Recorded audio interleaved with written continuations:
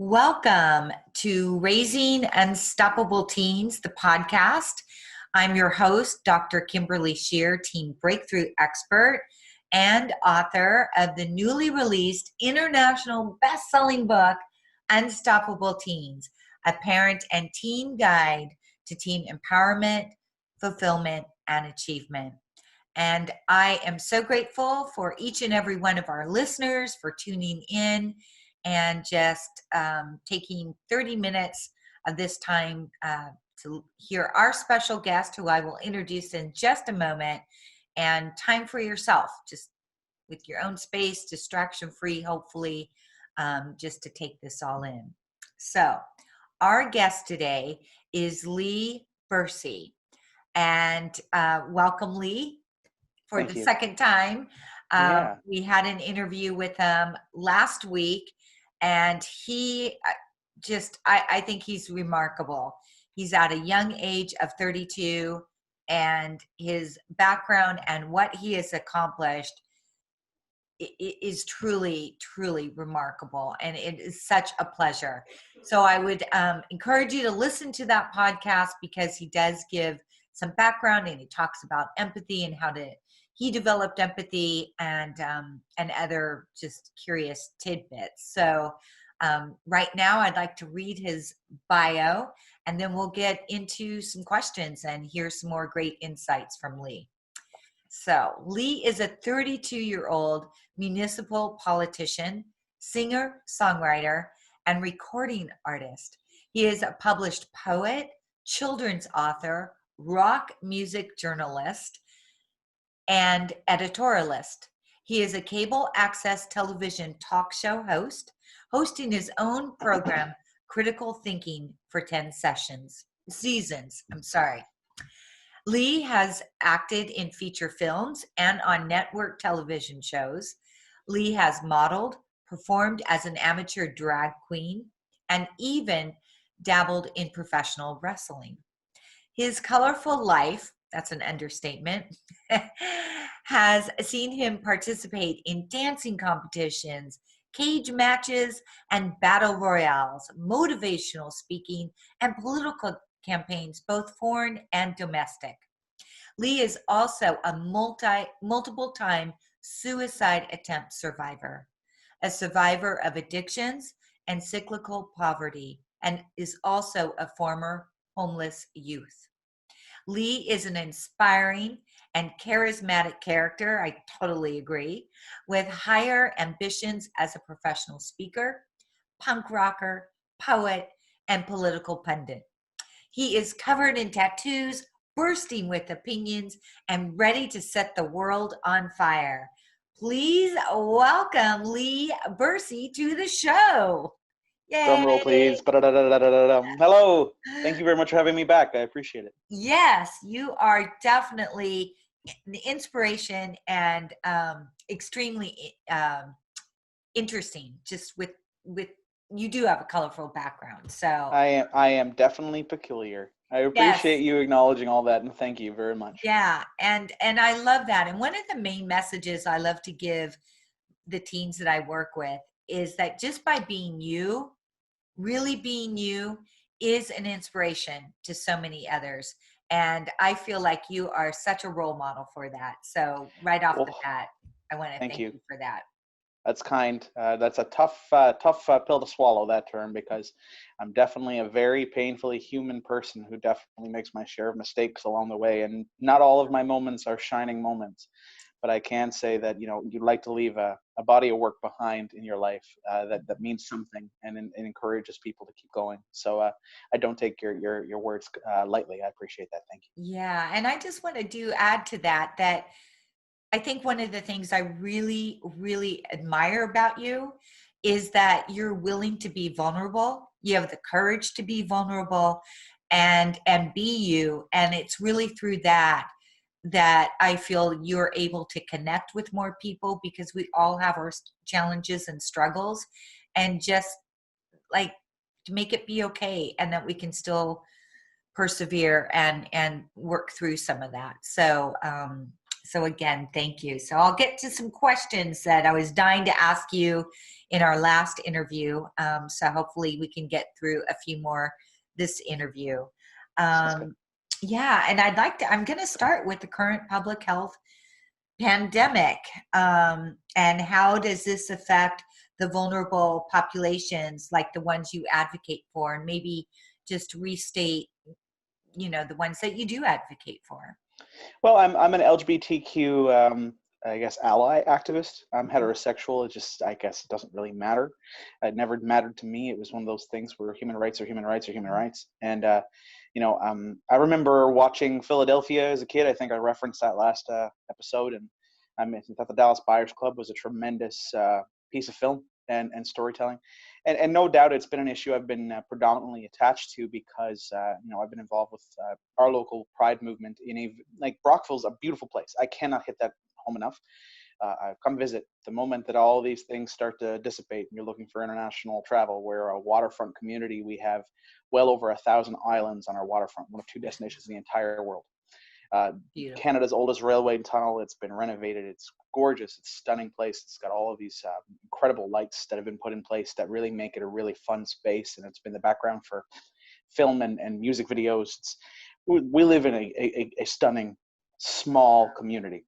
Nice. But it is also in the midst of a fairly rural riding association district, which is basically, your counties, I guess. We're United Counties of two here.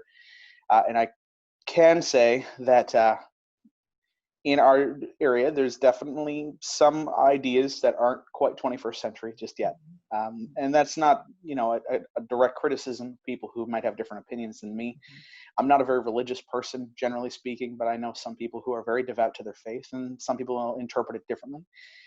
We are a very Caucasian area, and a very conservative area, all of which are totally fine things on principle. It's no fault of anyone on their own. It's just a scenario. The Pride movement was a contentious one, and it's been what I've been involved in because we did have, unfortunately, some incredible, thoughtful, incredible young people who, for whatever reason, didn't feel strong enough or feel like they were getting the support they needed. And generationally, we'd have occasionally some beautiful person who was nowhere near reaching their potential take their life. And an incredible group of piss and vinegar activists, young people who would take no for an answer, decided to put together this incredible protest march that turned into and morphed into a parade, which turned and morphed into a week. And it's not quite like some of the ones you see in some of those larger urban centers, which are a little on the sometimes provocative side. Ours is very family friendly. But that's been an area that I've been synonymous with as the junior counselor who stood up for their organizing efforts and said we should raise the flag, and I'll march with them. And very proud of that. Other than that, housing and homelessness, poverty issues are ones that I'm very attached to, not just because of my personal story, which we got into in significant detail last time. So yes, folks, please do go back and listen to the catalog. Definitely would appreciate that. But not just because of my own, housing promiscuity that's happened at different points in my life and being precariously housed or homeless for intervals, very brief intervals, but nonetheless. I also am just taking a severe, interest in it. I'm a chartered housing professional internationally, and I've worked with provincial, professional associations, and I've worked for family and children's services or children's aid societies, and I'm a child and youth worker by nature, but it's very specific for me for those areas where I can do that type of outreach. And in that, you also become fairly empathetic to people who are sometimes drug users, and they're very, very quick to be demonized in our culture. The war on drugs through the Reagan administration was not a success in many respects in terms of public health. When we demonize people, they're more reluctant to ask for help.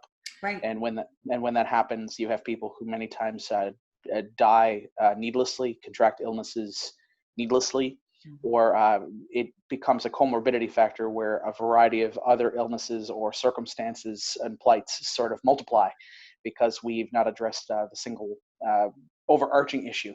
So those are areas that I'm pretty involved in. The last episode, you and we talked a bit about how the LGBTQ community, as an example, went through a health pandemic. I saw the tail end of that in my lifetime And it is dovetailed, thankfully. And now modern medicine has created an opportunity for people to actually heal from what used to be a death sentence. And I think I said that with some hopeful optimism to those who might be feeling the sky is falling and Chicken Little is screaming out there, in the middle of this, really unfortunate, uncharted water that we're in the midst of as a society with the COVID crisis. But keeping that in mind, if anyone understands that isolation and understands what it's like not to have those supports readily available, it's your LGBTQ plus community and your drug users, quite frankly, because during the HIV and AIDS pandemic at its height, many people would disregard what was happening to those people as lifestyle choices gone wrong. And in fact, many times that meant that it was easy to marginalize and then ostracize people. And now it's a bit of a reverse NIMBY factor. This is in your backyard. It's not one of those, well, that's not going to happen to me. This is their punishment. We had so many arcane, foolish philosophies that were spouted during times when people were dying and in pretty severe need. Now today, I think all of us, no matter our race, ethnicity, our interest, our philosophies or theologies or incomes, we all have grandmothers or grandfathers or someone that's important to us who could be impacted by what's happening. So it hits much closer to home. And I think that's why you're seeing a lot more of it in the media. Maybe you did for some of the other pieces, which were almost imaginary dystopians to some people. It's easy to ignore the plights of Africa when you don't live in Africa. Right. Right. Whereas it's harder to ignore what's happening when it's in front of you. And I think that's a challenge. But in terms of the homeless population, and some of the folks who struggle with addictions and some of the folks who are precariously housed, people who are in sex trade, people who are in a variety of what we would consider sometimes unsavory circumstances that either are there because they were put there by accident, put there through malice of others, put there through a lack of understanding or a lack of support services that they even realized were readily available to them, or bad experiences with them, or domestic violence, which is a huge one in a time of social isolation. A lot of people don't have a safe home to go to begin with, which means that it's very difficult to heal from certain symptoms, very difficult to diagnose symptoms, and it's that much harder to protect yourself from those symptoms. So you have people who are living in some desolate, substandard or less slum type locations across North America, who very simply, with shared amenities and circumstances that they find themselves in, they're not in a place where they can just avoid this catastrophe. Then you have people who are even further down that rung of the ladder of society, who are on a street corner, who are lucky. You look at Skid Row in Los Angeles, or some of these places that, in large urban centers, even Toronto and Ottawa, in my neighborhoods, it's impossible to ignore that some of these folks don't have a place where they can keep a 6-foot distance when it's raining. They're going to find wherever they can to find shelter. If this is something that predominantly affects people with pre-existing health conditions, these people are predisposed to poor health to begin with. And as we continue to chip away at our universal healthcare system, which is a very different story than the conversation you folks are having, but even here, when we're looking at ways to re-administer it and chip away at certain services that are related to mental health or social services or emergency supports, that impacts people. And most times it impacts people who are not generally voting public, who are not high dollar taxpayers. And many times it's very easy in certain pessimistic scenarios and in certain broad stroke brushing of public policy to disregard certain segments of our population, as though either, there are some who maybe think they had it coming, or some that are not sure how to get the message to them, or some who are ambivalent to what's happening and it's completely accidental. There's really no excuse for that, though, because we know it's a problem, and we know that as just like crack cocaine and just like heroin were huge issues at different terms of time, we know that we have a methamphetamine and opiate health crisis right now that's attacked the Western world and is causing death And many times what is neglected in those stories is that they're people who many times were prescribed some level of medication that ended up abusing that circumstance.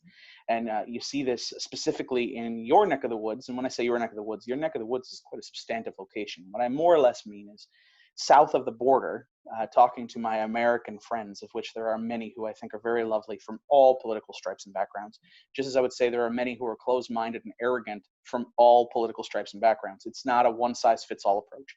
What I can say when addressing this is there's a libertarian in me that appreciates that you don't want the government to intervene in every decision you make. There's another part of me that says that we can't just leave people to their own demise when mental health and comorbidity, addictions are significant health challenges. They're public health issues. It's not merely an opinion, or it's not merely, well, they made that choice. There are a lot of people in the sex trade who were recruited. There are a lot of people who end up in homeless shelters, who end up in gangs. There are a lot of people who don't feel as though they're getting the support they need to, that from their teachers, from their guidance counselors, from their family, from their employers, who end up making some poor decisions. And in an economy that's very much a gig economy, where you see a lot of people who are probably being displaced quite dramatically at this moment, when you look at how many people are applying for EI benefits, how many of them are going to have to turn to different means to feed their families. They're getting a portion of their income. Their wages have been suppressed. You have a really huge social underbelly of issues here that are really about to pop up and spiral. The challenge with that is that while we're a very resilient community and the human race is a world economy of, I would say, mostly kind, well-meaning people, while we're trying to help support those who are currently a part of our social fabric and our economy, many times it's those who've already been neglected who will continue to be neglected.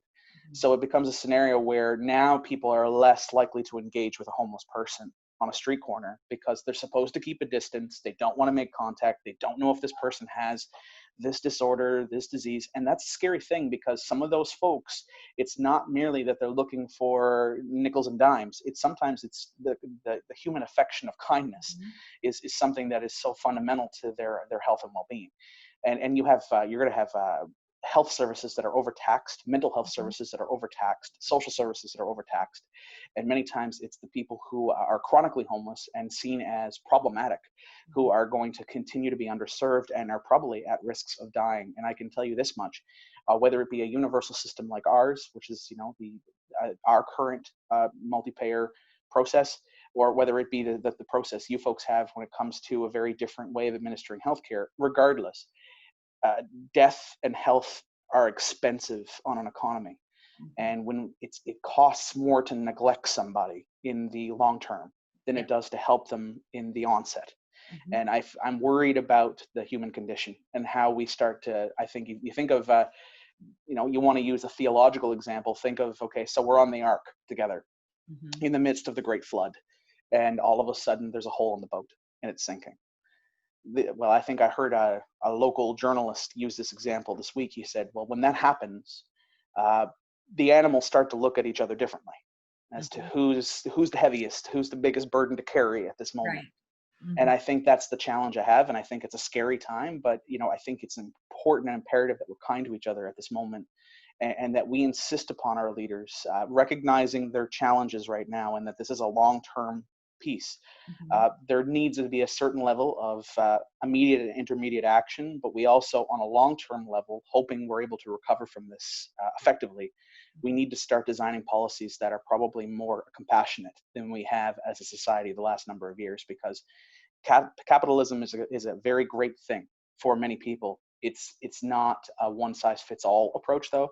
You need a mixture of all of those different ideologies to come together to create a comprehensive society. And I feel as though what we're seeing is stopgaps being illustrated in dramatic fashion very quickly.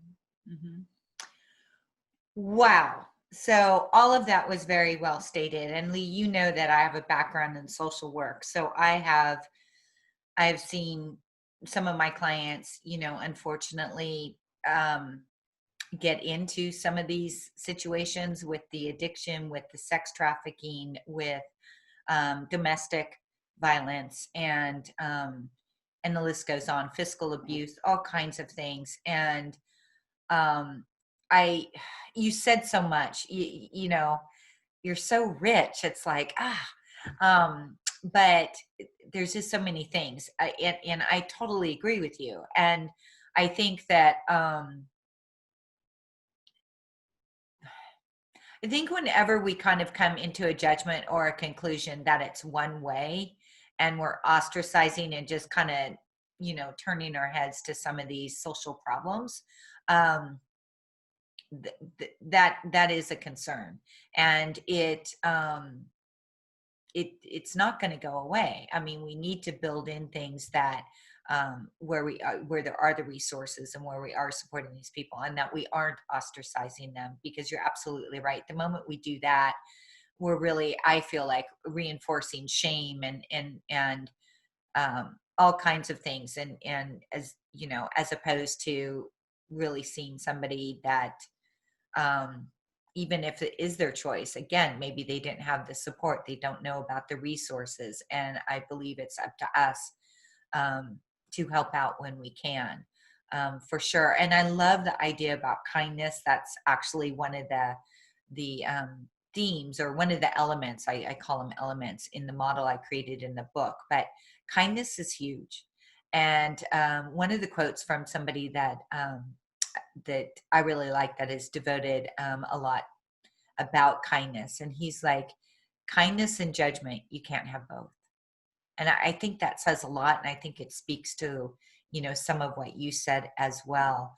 And then lastly, what I just want to say about kindness is that by being kind to others, we have the potential to receive so much joy with that. And it can really lift up our mood. And I just want to share a brief example of, it was a rainy night, and a friend of mine was in a funky mood, bad mood, actually. It was raining, and we went out for pizza.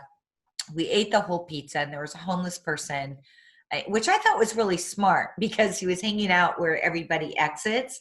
Mhm. So some people were in front of us, had leftover pizza, and gave the person a box. And I thought to myself, I wish we had leftover pizza, but we didn't. And then I went to drive, and it still bothered me. And I see this homeless mom and adult son on the side with their plastic on the sidewalk. And I thought, I'm going back. And I told my friend, I said, do you mind if I go back, and I want to get him pizza? And she's like, no, I just want to get home. And I'm like, oh, no, I'm not going to do that. So went, got pizza. This was the beauty of it. I didn't want to wait 45 minutes to get the pizza. So I ended up getting slices, which is more money. The cashier discounted that by 50% because it was going to a good cause. So they helped, they contributed. Then I got those pizza slices, and then we obviously took it to the women, and I'm assuming was her son or friend or whatever. They were appreciative, and my friend's mood just spiked. Oh yeah, it's incredible. It's like medicine. Yeah, It's medicine for our souls too. absolutely. The big fifth thing we have to talk about here, like I mean, no doubt. At this time, I was just having a mentorship session earlier this afternoon with a colleague of mine, who was talking about the fight or flight mentality. And it was impressive to me is that he was summarizing, completely unaware of our conversation, some of the things we were saying in the last episode. I gave you the Fred Rogers example, saying, look for the helpers. And I think that's a beautiful quote, and it gives me It is. tingles to think about, because he was a beautiful man, and there was so many incredible thoughts that were, articulated in such kind and digestible ways. I'm Right. talking with some pretty high level, Mhm. grammar here. And meanwhile, he was able to speak universal languages, and I'm jealous in the most beautiful ways. Whereas I could say, I had a friend today talking about, he said there are three types of people in a crisis. He said there are those who run towards the fire. There are those who run away from the fire, and there are those who pretend the fire doesn't exist. There you go. Hmm. And I think that that's sort of what we're illustrating here, is Yep. that when you run towards the fire, and folks, no one here is encouraging you to go take on unnecessary challenges, Right. or unnecessary health risks at this moment. We need you to stay home as much as Right. possible and be as healthy as humanly possible so that this can be curved. I want to go and see Rage Against the Machine this summer. I don't want to be locked inside. But how lucky I am to even think about that. Mhm. So Mhm. many people, they don't have that option. And I think that's what's important about empathy. Mhm. Again, as I illustrated with my personal experiences with, poverty and homelessness and whatever else, I don't want to overplay them. I don't want to overstate them. Uh, they happen. They're real. They were hard cookies, to crack. There are definitely challenges my family faces even now. However, I am richer than so many people in so many ways. Just that you've given me this platform and podium to share these thoughts when there are probably so many incredible people who are disregarded for being peculiar and eccentric, whereas you're lifting me up. Mhm. And I think it's important, like, yeah, all right, where you can help, run towards the fire. Where it's smart to, run away from the fire. Mhm. The one of those three that is the most pressing and overwhelming mountain to climb is those who ignore the fire completely. Mhm. That is not practicing empathy. That's practicing ignorance. Mhm. We have these issues. They haven't gone away because the world's on pause. The Right. world's on pause for those who can afford for it to be paused. Uh, Right. it's ending every day for some people, and I think that without looking at it from a doom and gloom perspective, just appreciate those moments of human connectivity, because Mhm. it could be just what gets someone through to the next moment of crisis, and maybe someday they might be the ones who are now in a position to run towards the fire instead. I love that. That was beautifully stated. Thank you. We should end there, but because that was beautiful. But I do want to get into something that was just so beautiful, but I'm going to go a little darker still, um, Sure. because it's a topic that yeah, that is prevalent among, for many of us, and I just, again, want to hear your story a little bit on that. And um, you have been open about surviving suicide attempts. And how has your mental health challenges affected your public life and motivated you as well? How did you kind of? That's a great question, and it's a difficult one to answer because it's a very vulnerable question, but I think it's important. I never shied away from it, but again, the interesting piece about some of these conversations, being the Pride Walk counselor, being the housing and homelessness guy, being the former homeless youth, being the one who's survived attempts, they become token conversations. It's like, oh, we're having a mental health roundtable. We should include Leigh. Oh, we need someone with lived experience from homelessness. Let's include him. Well, what do we need it for? I don't know. It's just to make sure all our bases are covered and checking boxes. They become patronage. And quite frankly, don't get me wrong, there's a part of me that's grateful for that, because anytime I'm given an opportunity or a podium, I can then share and I can then learn and create and shift perspectives and challenge my own. So it's not as much that they're a waste of potential or a waste of conversation. And I'm grateful someone had the forethought to think of somebody that they wanted to make sure certain boxes were checked. The other hand, though, is that putting a token voice at a table and then choosing to ignore the perspectives is doing very little to address an issue. It's just doing a lot more to make certain people feel better about themselves and their organizations and their pursuits. All of which I understand, but I do challenge people to think away from that aspect. Talking about suicide prevention and talking about surviving depression, it's very easy to turn it into a poor me sob story, and very easy for me to tokenize myself and make it sound as though I'm seeking some level of attention, which I would argue I'm not. Mhm. What I would say is that if it can happen to me, then it can happen to others. Mhm.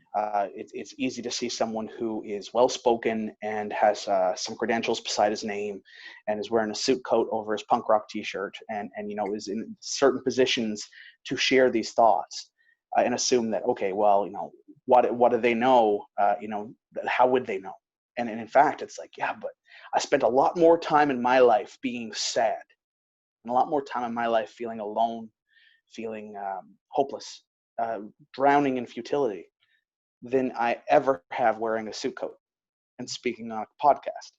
Mhm. Those are the moments of impact that have shaped this perspective and created those chapters in the story and those verses in the songs. And I think that that's important that we keep in mind. In terms of my mental health, it's been difficult with politics. Politics is not always forgiving. Right. People see you drunk at a Christmas party, they remember. Mhm. people see you make poor romantic decisions, it becomes, water cooler talk. Mhm. People know that your family struggles. They will be the first ones to create issues that probably they would be much more sympathetic to someone who isn't in your position Mhm. than they are to someone who's considered a leader. And you got to realize that if on a social level we do that, you can imagine on a personal level, I already am. On a Mhm. personal level, it's easy to beat yourself up and easy to sit here and focus on every mistake and bad decision. It's so simple because it's right in front of you, and it's often amplified by those around you accidentally, because we're all trying to do it right and we're all trying to appear a certain way. And I think the one thing that I find insidious about politics generally is, there's a part of it I understand as public relations. I don't want people in my community to be panicking and frenzied today. I have to be cool, calm, collected in my judgments and my rationale. I have to do the research, and I want a united voice with me, my councillors, my mayor, my provincial counterpart, my federal counterparts, all of the social service agencies. I want them all to have the same information disseminated through the same means, so that no one has to ask the question of, what about this? They know it's there, they know it's reputable, they know it's accurate and sincere. I don't want to be in the state that the governor of Georgia was this week, where talking about, I didn't realize asymptomatic people could share this, and all anyone could do at that point is make a judgment of this person Mhm. and say, well, how did you not know when the rest of the world did? Whether that's political will, whether that's misinformation, whether that's not doing research, or whether it's that he's distracted doing other things, I have no idea. But in the end, it's very easy for people to judge a gaffe like that. Yes. It's incredibly easy even in small towns. It's easy in every level of government and any level of public figure. People are going to be critical, and they have a right to be. There's no problem with questioning your authority figures and Mhm. judging them. I made a comment about the Reagan administration and the war on drugs at the beginning of this. I'm sure in his heart, and his wife's heart, and his administration's heart, and all the federal workers, they genuinely probably thought they were making a difference. Mhm. What I'm saying is the untold impacts in hindsight are very different outcome than I think were intended. Mhm. What I think is hard for me is you sometimes have to separate the character and the role from the person. And in my case, I think I've meshed them all together. And quite frankly, I don't think I'd have it any other way. On my business coat here, my council coat is a button that says, "I will do my best to stop any bigot who messes with you." Mhm. There's never a time when I'm not the punk rock counselor with the tattoos. There's never a time when I'm entirely refined. But I do understand process. I can play the role of government and understand Robert's Rules of Order and understand how to speak with certain tones in certain moments. But no doubt the moments where you mess up are the moments that you reflect on. And when you already are predisposed to depression, and you focus on some of those negatives and some of the traumas and some of the frustrations and some of the long-standing cyclical issues that exist within your pod, or your family, or your community, or your own background, no doubt it's going to play heavily on your mind. And people are not always forgiving Mhm. if they don't understand. Mhm. So I think the key for empathy in any respect is to do everything that we can within the means we have without distracting ourselves from our mission, of course. Mhm. We don't want to boutique issues that should be broad stroked. Mhm. But in the end, we still need to strive to be as understanding and actively listening as possible. Right. I find when I'm making an issue, or when I'm making a case, I'm out there advocating and I'm being an activist talking about housing and homelessness. When I'm talking to my left-wing friends, I guess the Bernie Sanders equivalent friends, I can talk about housing being a human right. Mhm. And the AOCs of the world would agree. But when I'm talking to the Nancy Pelosi's of the world, I have to talk about how the administration wants to appear compassionate and wants to do things that historically this has been a land of opportunity, and we want to make sure that our citizens are taken care of. But when I'm talking to my Republican friend, um, I would probably talk about the fact that a hospital bed is more expensive than a rent geared income unit. Mhm. And I'm talking about how you have to tailor your elevator speech to the person you're speaking with to maximize impact. Because I don't care what color or person makes a difference if the difference is made. If I am able to say that I know that I played some role in helping someone, it doesn't matter to me who was my tag team partner in all of this. Let's just get it done. Because this isn't supposed to be about ego. It's supposed to be about helping people. Politics is supposed to be public service. It is not supposed to be a career. Mhm. So I'm fine with all of those analogies, and it makes sense in principle. It's more difficult in practice, but it's never impossible. And what I think is important here is that if I want to connect with people, I don't just want to connect with people who see the world the same way I do. We talked about that. Mm-hmm. Well, some of them, they don't like politicians at all. Mm-hmm. Some of them have been nothing but frustrated by the fact that their incomes are taxed, that they still can't get health insurance, that they never receive the help and support that they were hoping, that their jobs have been liquidated, that their wage have been suppressed. Some of them have had nothing but bad experiences from being demonized and marginalized and expendable in political terms. The one thing I can say about being upfront and honest about my political shortcomings and my personal challenges is it does make me relatable to a person who otherwise would be disappointed and turned off by the suit and tie and doesn't see that person as speaking for them. So I'm grateful for that, but I can say that it's a challenge every day to when loneliness sets in, when your heart is broken, when you're struggling with certain parts of your personality that you really want to tame, and you want to change, and you want to learn how to intellectually find that stimulation you need, while also being aware and mindful of the people around you and how challenging it can be an intense person sometimes with a lot to say. But at the same time, you don't want to throw that part of you away because it's what you're known for, and it's also the most honest version of yourself. Yes. It's not easy. No, it isn't. But again, I mean, I'm almost moved to tears, and I'm going to try and say this without tearing up. Um, and that is,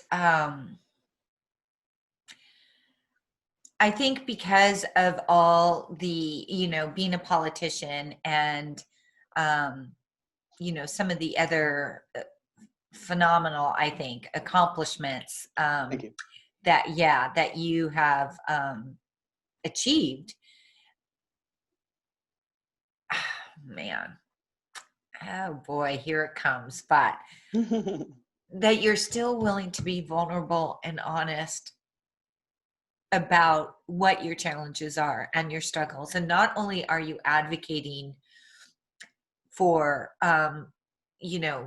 different populations or different uh, social problems and trying to create, make change that way. Just even like, for example, this interview or one of my teens, here's your story, that you are in the jacket and all of that, and yet you are a survivor of suicide attempts or poverty or just even in the mental health and homelessness. I mean, all these things, that alone has such an impact. And that is what I find as one of many things, truly, I mean this, but one very, very beautiful thing about you, because that's that vulnerability, and that's making a real impact and a difference, at least for one, and I would guarantee it's more than one person that is suffering in depression, or that is homeless, or has been kicked out of the house because they came out, and all those different unfortunate scenarios. So anyway, that's a message I would like listeners to take as well, is just that, by us having the courage to be vulnerable and connecting with people in our vulnerability, sharing our challenges, as well as resources and all of that, really makes it okay for others who are struggling to say, I'm struggling too, and I need support. It's when we aren't open about those things, or we turn away as though it's not happening, then it's not okay for that person. And it So makes it harder for them to even reach out or so even. again, I hit back with one key piece that I think summarizes what you just said so perfectly. And you were talking about tying the bow and how you wish that particular soundbite was at the end. Here's an example. What you just said in so many words is it's okay to run towards the fire when you can. It's okay to run from it when you have to. But in the end, we can't ignore it. And ideally, you're giving people the opportunity and the tool to make sure one day that they'll be equipped to run towards the fire. Mm-hmm. Yeah. Yeah. That's beautiful. And then the other thing I just want to, again, kind of make a point, because this comes up a lot in my world working with teens and college Sure. students. And that is really when we're communicating, and really think about what we're communicating, because on a very simple, even academic level, teens think they'll just kind of, they've done something and then they want to write the teacher and they want to go into story. And we talked about this again in the first interview, so you guys definitely want to hear that. But excuses, and and so what I try to do is help teens to see, is it about trying to prove that you're right? Is it about trying to blame someone else? Or is it about really getting some feedback so you can improve your test the next time, or improve on an assignment, or expand your mind in some way? And you and I may think that's kind of obvious, but it isn't for a lot of people, adults and young. And really thinking about, what is the message, and what is it that why do you want to convey that message? What do you want to get out of it? Because it's so easy for us to be on autopilot and want to go into our story and our excuses, or want to blame and shame and all of that, as opposed to taking responsibility and being respectful, and thinking about what is it that we want from that dialogue, and communicating that, and not just leaving the story and the excuses behind, and just communicate with somebody to see how you can achieve what it is that you're achieving. I guess that was very long-winded, but I do think it's an important point, because we, at least with the kids that I have worked with, they don't necessarily think about how their message is landing or why they're trying to convey that message. They're still kind of a lot of times in that, well, I'm not wrong, and that kind of wanting to convey that, or this is why all this happened. And it's like, we don't need any of that. Just be respectful, and request what it is that you need. And it is okay to advocate for yourself. That's a whole different thing. I just not say not to do that, but just in simple communication. So often it's about, really, when you narrow it down, about trying to prove how you're right, instead of really listening and trying to receive, and also give information so that you can receive what it is that you really want to receive. And I think that's important. I think it's normal for a young person to want to rage against the machine. I do, and I get it. And it's very easy when we haven't had certain experiences to be, I guess, a certain level of angst is to accompany when things don't go our way. But I also think it's important that one of the things you said, which I don't think it was long-winded, you're talking to the master of long-winded sounding. Thank you. I thought it was fairly accurate, and I thought it was very poignant. It's not just the teens and the young people that you deal with, and I think that I see those lines of duality and symmetry probably painstakingly in politics. That we indoctrinate ourselves with one philosophy, assume it works, and ignore when it doesn't. Like-minded voices, groups speak, silo effects, and it's like, man, some of the best experiences I've had have been being challenged by people who fundamentally disagree with everything I believe in, but still want the same outcome in the end.